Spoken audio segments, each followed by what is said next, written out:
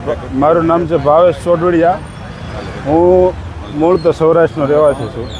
અહીંયા 2004થી દુકાન ચલાવું છું અને આ પાણી આવતાની સાથે મારે ઘણું બધું નુકસાન થયું છે. 20 થી 25 લાખ જેવું નુકસાન છે.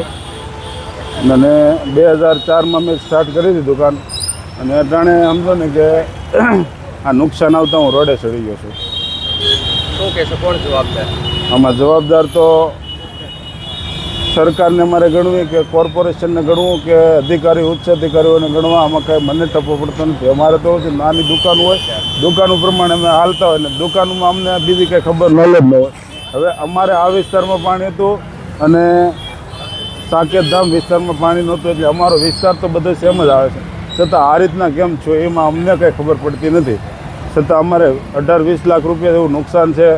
એ બધા જાણે છે, સરકારી કંપની જાણે છે. આમાં જે સહભાગી થાય એ પ્રમાણે સરકાર જે સહાય કરે એ પ્રમાણે અમને રાહત મળે, બીજું બાકી.